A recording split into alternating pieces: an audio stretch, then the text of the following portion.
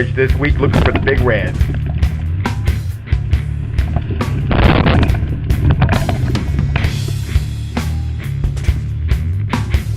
The water looked good, bait all around, but there were no reds to be found. Found one 23-incher in the backwater.